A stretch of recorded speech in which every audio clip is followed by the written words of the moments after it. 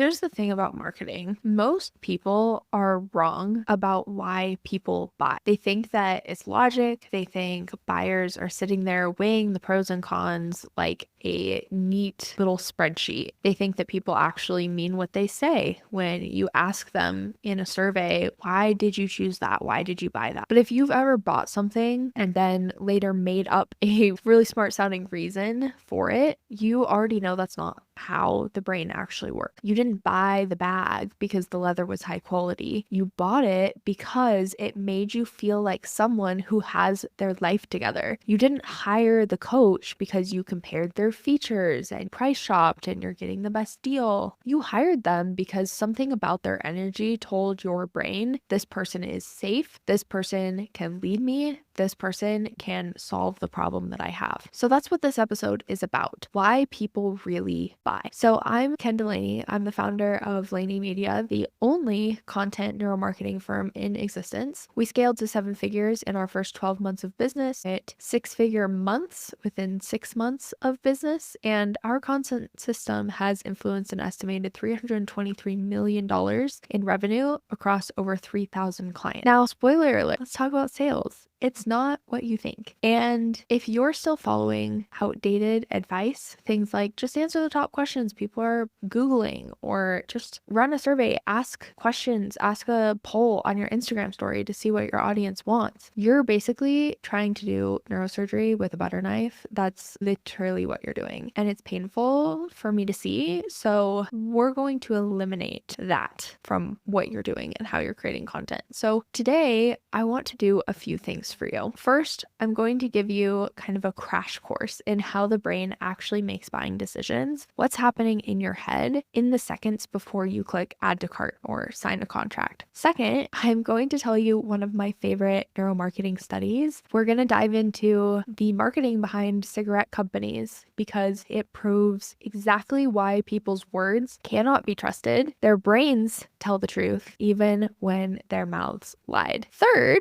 I'm going to completely dismantle traditional market research, surveys, keyword research, all of it. And if you're running your business that way, you're burning money. Then I'm going to show you the method we use, why we don't even call it market research, and why it's the only way to actually get content that makes people buy. And along the way, I'm going to pull back the curtain on your blind spots, uncover things about your audience that you didn't even know to look for, which is why your content feels like it's scratching the surface instead of really punching people in the gut. Okay. So by the end of this, you're going to have that kind of strange mix of feelings, a little bit of excitement, probably get a little dopamine hit because you finally understand what's been missing in your marketing. And also you're going to be frustrated because you're like, okay, I have no idea how to actually do this myself, which is exactly the point. And that's what my team does. So let's dig into this. Why people really buy. So let's start with the basics. What's actually happening in your brain when you buy something? I want you to picture your brain in 3 layers. Scientists call this the triune brain. Don't worry, I'm going to turn this into something that is not biology class, but this is the part that every marketer should have tattooed on their arm, because if you don't understand this, you're basically just guessing. Your marketing strategy is not a strategy if you don't understand how to reverse engineer what you're saying in your content from what needs to happen in the brain for someone to buy. That's the only way to control your revenue, control your lead flow, is to know exactly what to say to trigger buying behavior in the brain, because people literally can't help it. So layer 1 is the primal brain. This is your filter. It's in the oldest part of your brain and it's responsible for survival. It doesn't care about your favorite brand colors. It doesn't care about your mission statement. It's scanning the environment every second of every day, asking 3 questions. Is this a threat? Is this an opportunity? Is this a pattern I recognize? Okay. So the primal brain is fast. It processes about 11 million bits of information every single second. 11 million. Out of those, only about 40 make it into conscious awareness. 40. I want you to think of it like this. The primal brain is sifting through the ocean and pulling a teaspoon of water out. And that's what we see as reality. That teaspoon of water is all we're aware of out of the entire ocean. That is what this is. You have to understand how much information we're processing. Literally an ocean worth of water. What is going to make it through and become conscious thought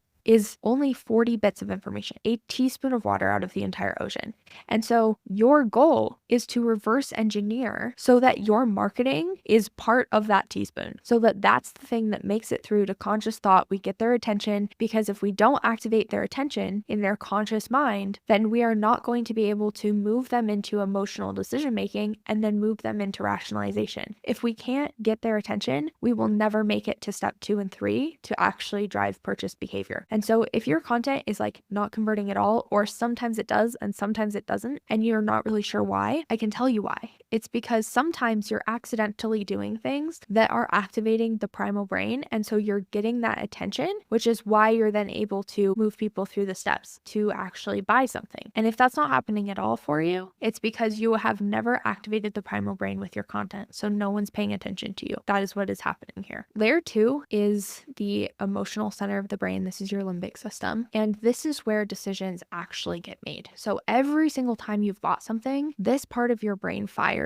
before you even had the words for it. The limbic system doesn't use language. It doesn't argue with you. It just says yes or no. It's kind of where your gut instinct comes from. And this is built by emotional resonance. This is not an accident. People say like, go with their gut. I trust my gut. Like, we make emotional decisions every single day. And this is the part of the brain that's responsible for it. And what most people would classify as a gut feeling and something they have no control over, as marketers, as people creating content, we actually can control what their gut instinct tells them, because it's not a gut instinct, it's psychology. They're being primed to make a specific decision, and you can do that with your content. You just have to know what to say. This is where 90% of decision making is made. We buy with emotion and justify with logic. And so this is step 2, but this is a big step, because this is where that purchase is being made. When I look back at every investment I've made in a coach, I had decided that I was going to work with that person months prior to inquiring to work with them, because I made the emotional decision. And what was happening between that time that I had made the emotional decision and the time that I actually inquired, that was the rationalization phase. That's where I was looking for results, social proof. I was looking to understand the ROI. I was looking to see what the experience was like. I was trying to lower the risk factor because I was justifying the decision that I had already made. And so where a lot of people go wrong is they think that inquiry is actually coming out of the emotional decision. The emotional decision has been made already. Oftentimes people make the decision that they want to work with you within the first 14 to 15 seconds of actually watching your content. They've already more or less, like, you've piqued their interest. They've decided that they do want to work with you. And everything that comes after that is rationalization. This is really important, because if you have people in your audience that are saying, wow, this is such great information, wow, this is so helpful, people are asking you questions, right? That means that people are stuck in that emotional phase and you haven't moved them into the rationalization phase, or you haven't said the things that will trigger the rationalization phase so that they can move through and logically justify the decision and actually go and inquire to work with you. This is layer 3. This is happening in the neocortex. This is, like I said, the rational part of the brain. And this is the one we love to pretend is in charge. It's the part that compares the features, calculates interest rates. Like, this is the part of that brain that is worrying about those things. It doesn't actually make the decision. Its job is to justify the decision. The decision has already been made. A lot of the times that we think that the decision is being made when somebody presses apply or when they book that call with you. That is not when the decision is being made. That's when they have completed their own justification, because they've already made that decision. So when someone says, bought this car because it's so fuel efficient, what actually happened was their primal brain scanned the car, said, yes, this feels safe. Their limbic system got excited and said, this is me. I like this style of car. I really like the seats. You know, this is something that a person of status or someone that I would like to be like drives. This type of vehicle aligns with the identity and the version that I have of myself. It feels luxurious. It feels this way. It feels that way. Whatever it is. Whatever things are important to you, you've made that emotional decision. And then the neocortex comes in later and is like, well, it gets really good gas mileage and the interest rate is really low. All of those things are justification. You've already decided you want the car. And I can't stress this enough, that the decision is not happening at the purchase. The decision is happening prior to that. The second you decide that you want something, wanting something doesn't necessarily mean that you buy it.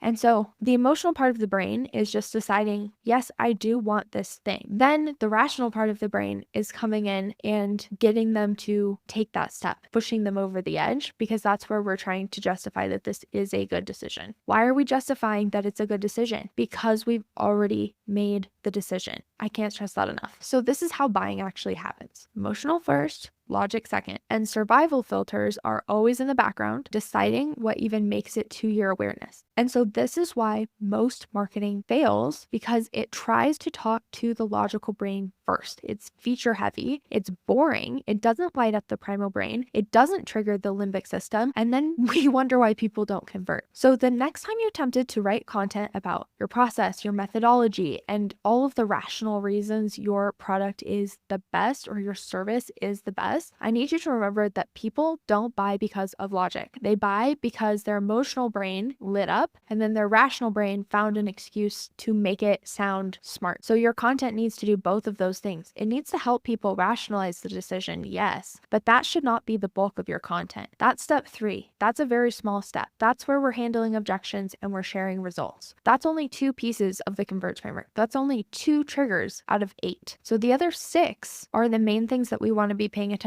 to, because if we don't get the attention of the primal brain and we don't trigger the limbic system, we don't trigger that emotional center of the brain to light up and activate, then all the objection handling and all the results in the world are not going to change that. So one of my favorite studies that proves all of this is a well-known cigarette packaging study. And so here's what they did. Governments all over the world started requiring cigarette companies to put graphic warning labels on their packages. If you've ever seen them, you know what I'm talking about. Just horrifying images of rotting lungs, blackened gums, people coughing literally on their deathbed. The idea was simple. If the packaging made cigarettes look disgusting, then people would be less likely to buy. And so part of this neuromarketing study that was done, these researchers wanted to test if this was actually true, if this was actually effective. So they asked smokers, when you see these new packages, does it make you more or less likely to want a cigarette? And you guess what the answers were. Exactly what you'd expect. Everyone said things like, oh, it makes me want to quit. It's disgusting. I don't want it anymore, right? Case closed. Problem solved. Except people still buy it, because when the researchers did something a little bit smarter, they put those same smokers inside of an fMRI machine. And so this is the kind of scanner that tracks brain activity in real time. And they showed them the same cigarette packages that they had asked them about, the ones covered in black lungs and cancer warnings. And what lit up in their brains? The reward centers, the exact same neural networks that fire when you crave chocolate cake, or when you get a text from someone you had a crush on, or when you get a comment on your Instagram, or somebody submits an application. That same part of the brain. So in other words, their mouth said, I don't want this, but their brain said, oh, give me more of that. So that's the power of neuromarketing. People literally don't know why they want what they buy. They'll tell you one thing, and then their subconscious will literally betray them when we scan their brain. Now think about what this actually means, okay? So for decades, marketing has relied on surveys, focus groups, interviews, polls, asking people to explain themselves. And this one study shows that the whole thing, the entire methodology around traditional market research, collapses under the weight of neuroscience. People don't even have access to the real reasons they buy. They're making decisions in the primal brain and the limbic system, which don't even use words to communicate. And then we have the audacity to think their answers on a questionnaire are going to guide us to millions of dollars in revenue. No, their subconscious explanations are basically their fan fiction, their stories they tell themselves to make sense of what already happened under the surface. And if you're still running your business and running your marketing based on what people say they want,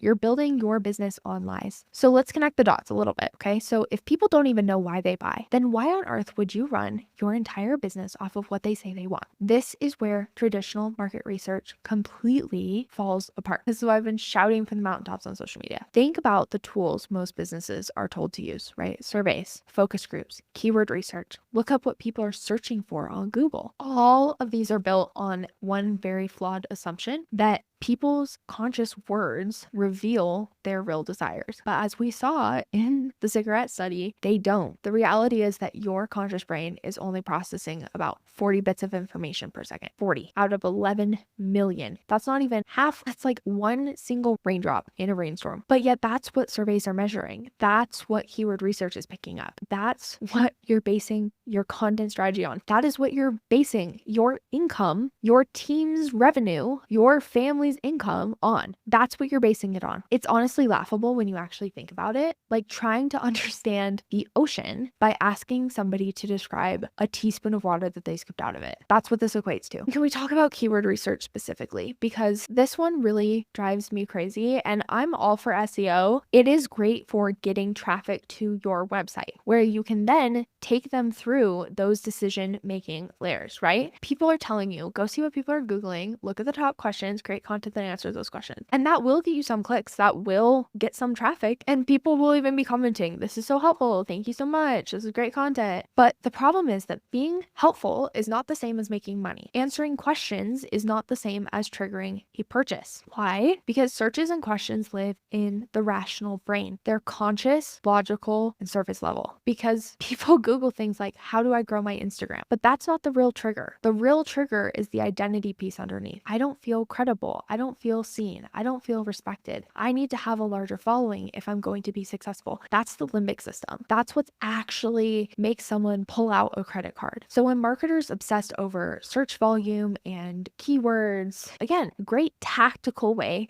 to get traffic, to get eyes to your content. But that is not what makes people buy. The subconscious triggers that's actually happening, that is what makes people buy. And don't even get me started on focus groups. You put 10 people in a room, hand them snacks, and then ask them to articulate feelings that they don't even have access to. And then you base $1 million campaigns on it. No wonder most ads flop and don't make people money. Traditional market research is outdated, it's unreliable, and in a lot of cases, it's actively misleading. And the more you rely on it, the further you drift from what actually makes someone buy. So if the surveys and search data don't work, what does? This is where things get interesting because what we do is not market research at all. It's something very different. And this is where our approach kind of flips the whole thing on its head because we don't do market research, but we do what we call decision trigger research. So here's what that actually means. Instead of starting with what people say, we start with what the brain actually responds to and we work backwards. So in neuromarketing, we know that there are 8 core triggers that drive buying decisions. These are things like identity. Who does your buyer believe they are, or who do they desperately want to be? Objections. So the subconscious fears that are keeping them from saying yes, not the excuses they give you on a call, but the deeper ones that they probably don't even consciously realize are there. Authority. Who or what signals to their brain that they can trust you. Result. What outcomes light up their reward centers. These can't be vague promises, but visceral, specific outcomes. Villains. What forces, mistakes, or external enemies do they need to overcome? Stories. The narrative patterns in our brain instinctively recognize and lean into. These are why brand archetypes are so important. Community. Having a sense of belonging, safety, and status. And of course, emotion. The raw states. Fear, excitement, relief that actually causes people to buy. Those are the triggers. And when you map your market against them, suddenly you're no longer guessing. You're not sitting around saying, well, I wonder what keywords are trending this month. I wonder what people are talking about. I need to jump on this trend. Other people are talking about this. Should I be talking about this? You're saying, I know exactly what fears I need to overcome for people. I know exactly what outcomes to promise. I know exactly what identity to reflect back to my audience so their brain says yes before they even realize it. That's the difference between making noise on social media and getting a lot of views and followers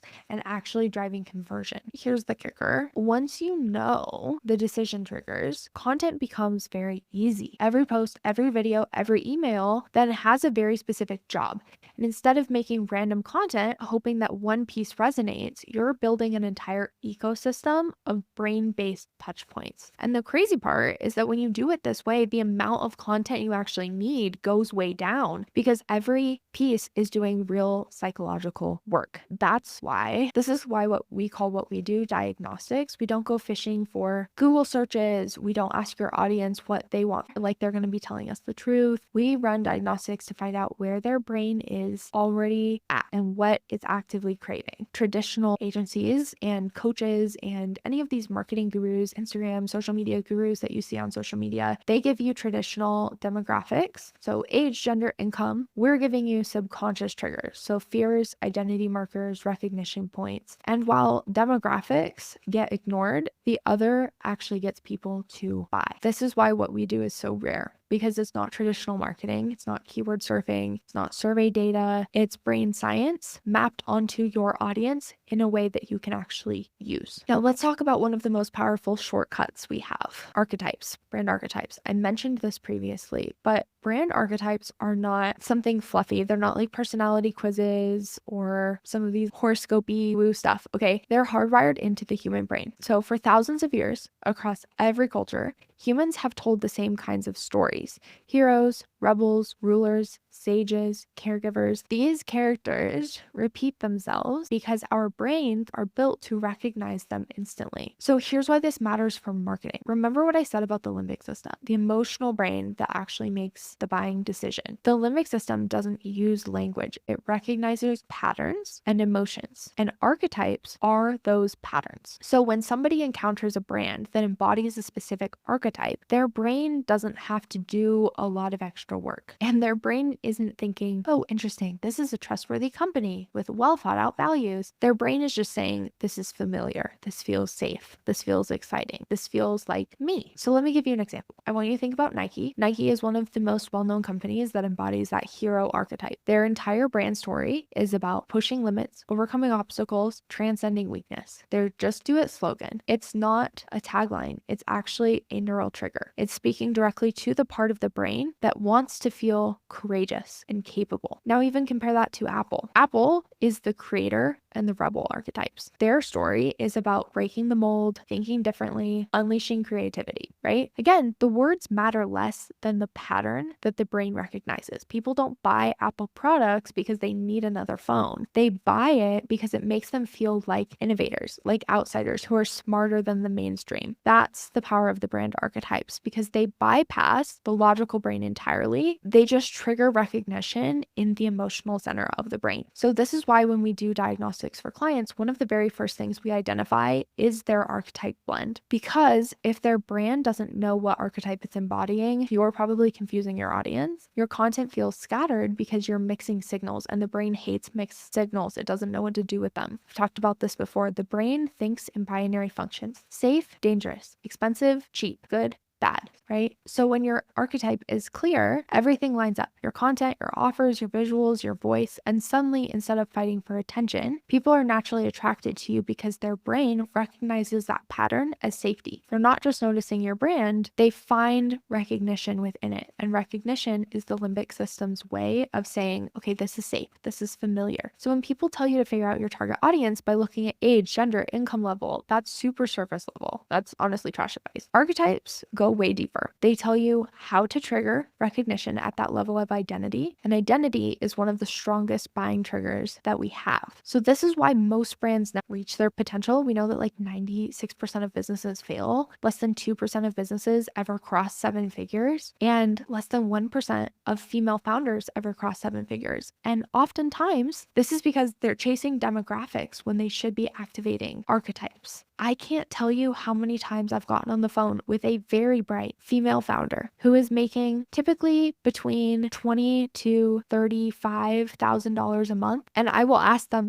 who's your target audience? And they're like, well, women age 25 to 35 who like XYZ. That's a demographic. That is not a target audience. That is not the same thing. Most of you listening have never created content around the real objections your buyers have, which again ties back into that archetype. What are their underlying fears that they have? How do they identify? And I don't mean, surface level excuses like, I don't have time, it's too expensive. I mean the subconscious objections, the ones that they've never said out loud because they don't even know how to articulate them. These are the objections that actually kill a sale, and you've never actually touched them. Why? Because you didn't even know they existed. You've been looking at search queries and comment threads. Like, those are going to give you access to someone's subconscious fears. They won't and they can't, which means that right now your content strategy is built on a half blind picture of your audience audience. Let me tell you what, I have a prosthetic eye and I know what it feels like to go through life half blind, but you don't have to feel that way in your marketing. That was so out of pocket. You're so welcome for that. Anyway, you think you're speaking to them, but you're missing the very triggers that actually decide whether they buy or walk away. So funny. Okay, let me say this in a different way. The reason your audience scrolls past your posts, even though you're posting every single day, the reason they like or they comment and they say, wow, this is great information, but they don't buy. The reason your content feels like it's getting attention, but it's not generating revenue. The reason why sometimes you make $2,000 in a day and sometimes you make 15 bucks and you can't freaking figure out why. It's because you're giving them conscious level of information when their subconscious brain is the one that's in the driver's seat. There's things that are missing from your content. And it's literally not just you, it's the entire marketing industry. Traditional agencies are still out here obsessing over demographics and vanity metrics, and they're completely ignoring the neurological reality of how buying decisions are made. And they literally don't know what they don't know. And so this is why so much agency content feels super generic. Like if you hire a social media manager, it looks really good and maybe it even performs well, but it doesn't get you any sales. It's not that they're lazy. It's just that their methodology is outdated. They're still pretending surveys and polls on Instagram stories and scraping search terms are the holy grail when neuroscience has already proved that that's literally useless. Okay. So here's the question you need to ask yourself. How much money have you left on the table because you didn't know it was actually stopping your buyers? How many clients have you lost to your competitors, not because their offer was better, but because they unknowingly hit the emotional trigger that you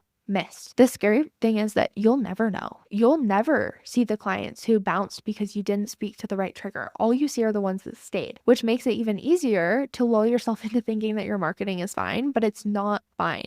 And the sooner you admit that, the sooner you can fix that. Because if you do not know, without a doubt, if I post these 8 things, I will get sales. Wow, it must be scary to be you. It must be scary to run your business. I'm genuinely so sorry. And I hope that this episode changes things for you because it is so scary not to know exactly what to say to bring in leads, to have a team that is counting on you when your family is counting on you. And like for a lot of us are the primary breadwinners in our families. And so to not know and have complete certainty that you know exactly what to say to create sales with your content, that's really scary. It makes it hard to hire people. It makes it hard to want to scale your business and do the things and make the investments that you need to make to scale your business, investing in team members and systems and infrastructure, because you don't even know with certainty that you can get the same amount of leads next month that you got last month. That's a scary place to be because here's the thing, you don't just have a content problem, you have a blind spot. And until you fill those gaps, you're never going to reach your full potential. Your business is not going to make as many sales as it could. You could easily double the amount of sales that you make if you just knew what to say in your content to trigger this buying behavior. It's very simple. It's not easy, but it is simple. I think we should put that stake in the ground. I don't even like the phrase market research because it's not market research anymore. Not if you're doing it the way we do it. Market research belongs to the era of like clipboards and focus groups and asking people to circle the words that best describe their feelings. And that era is over. That time has come to a close because these social media algorithms are basically just math equations that measure human behavior. And so you can control the type of people that are shown your content. You can control how your content converts because you don't need to control the algorithm because you can control that human behavior because our brains follow the same blueprint. It doesn't matter what industry you're in. And so if you know how to control that behavior in the brain, then we know how they will behave, which means that we know how the algorithm will behave. So you actually do have the ability to control the amount of sales that come through the door. Okay. So what we do is something very different. We call it decision trigger research, and we map this to our converts framework. Our clients know it's our converts mapping. Here's what that means. So instead of chasing that surface level data, we identify the exact psychological and neurological triggers that make your audience say yes. So the fears that are stopping them, the stories that are going to pull them in, the identity markers that they'll instantly recognize, the results that light up their brain like a freaking Christmas tree. We use frameworks rooted in neuromarketing, cognitive psychology, and storytelling patterns, those brand archetypes. It's precise. It's not vibey. It's not energy. It's not,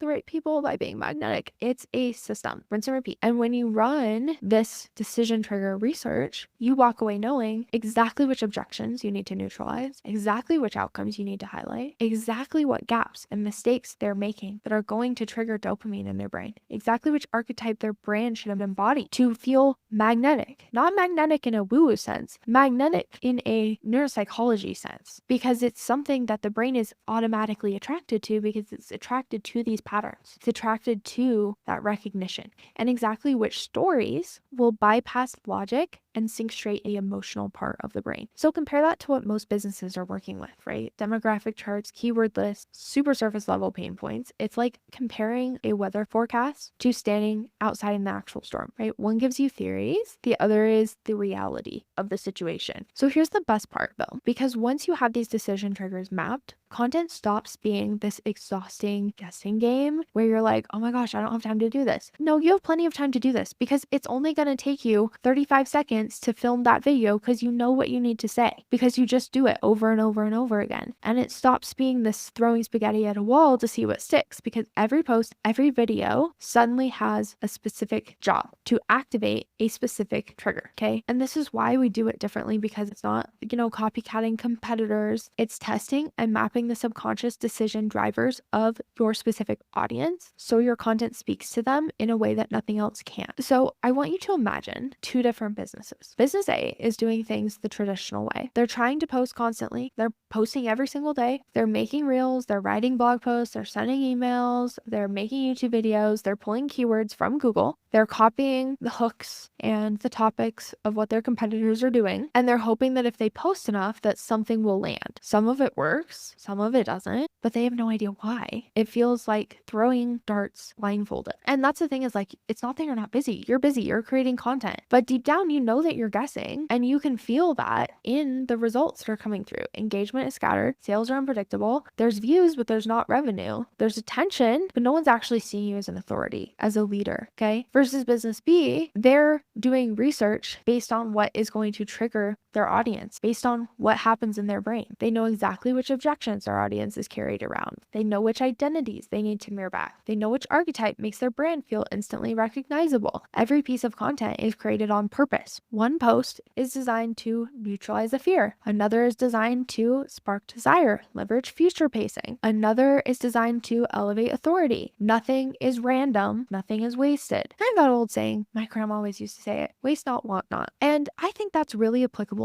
to content. You're not wasting time creating content that may or may not work. You're not wasting effort and money creating content that may or may not work. Every single post you make has a specific intention that makes it measurable, makes it specific, and it makes it controllable. And so when your audience is scrolling, they're not just seeing content, they feel understood. They feel like your brand is inside their head. And in the limbic system, the emotional brain, right, is saying, yes, I like this. Okay. So now let me ask you, which of those businesses do you want to be? The one throwing darts blindfolded, or the one whose content flips the buying switch every single time? This is the difference between attention and conversion. It's also the difference between education and activation, because being seen and being chosen are two different things. Creating a ton of content that drains you and creating precise content that multiplies your revenue, two different things. So like when I hear things like, I don't have time to create content. No, I bet you do have a good 90 seconds where you could film a video. You just don't know what to say. That's the actual problem here. You're not even going to be making more content. It's just about making smarter content. You actually might be making less content. We got to 100K months, $100,000 a month, posting once a day on TikTok. So content built on this diagnostic, not guessing or replicating competitors. Okay. We want to be creating content that is designed to bypass logic and activate the part of the brain that actually buys. That's the transformation. And once you've seen it, you kind of can't unsee it. You'll never look at your marketing the same way again. And that's honestly exactly the point. So here's where we have landed. You now understand why people really buy. You know it's not logic. You know it's not what they say in the poll on your Instagram story. And you know it's not even what they're typing into Google. You know the brain makes decisions emotionally first and rationalizes later. You've seen how studies prove people literally lie to themselves about why they buy things. You've seen why traditional market research is a dead system and why content strategies built on it are failing. And you've seen that there's another way. Mapping the exact fears, desires, recognition patterns that actually drive purchases. You've seen how the brand archetypes shortcut straight into the emotional brain. You've seen what happens when a business stops guessing and starts creating content that is activating these specific areas of the brain on purpose. So you do have two choices now. You can either take what you've learned today and try and piece it together yourself, try to reverse engineer objections, experiment with archetypes, hope you stumble into the triggers that matter, or you can let us do it for you because we do this for free. What our team does every single day, we run the diagnostics, we identify the decision triggers, we map your archetype, and if it's a good fit, then we will also build the system and create the content for you. So what we do in this diagnostic is it's a free audit of your Instagram. So what we're doing is we're reviewing every single piece of content that you've put on your page. We're looking for what the gaps are. So which of these 8 decision triggers are missing from your content? And then we write you 3 to 5 pieces of content that you can use to fill one of those gaps. And after we've done that, if it's something that makes sense for you and us, then we can talk about what it would look like to actually have us create the content for you on a consistent basis. If not, then we'll try to refer you to someone who can, or at least send you on your way with some good information. The thing is that after we've done this for your content, once you see it, you can't unsee it. You're not going to be able to look at your marketing the same way again. You're going to notice all of the places where you're guessing. You're going to notice how much content you're creating that isn't doing any real work. So the sooner you stop guessing, start using the neuroscience, the sooner you'll see the shift. The sooner your audience will start saying, this is exactly what I needed. It's like you're inside my head. And that's when everything changes. So if you're ready for that, you can click the link in the show notes and our team will get started on that audit for you. Make sure that you do book the call that it redirects you to, because our team will hop on that call with you and talk you through what we found on the audit and give you some feedback around how to create the content that we've written for you. So make sure that you book that. That's the only way to get your audit delivered. All right, that's all for this episode. I hope this was eye-opening for you, and I'll see you in the next one. Bye.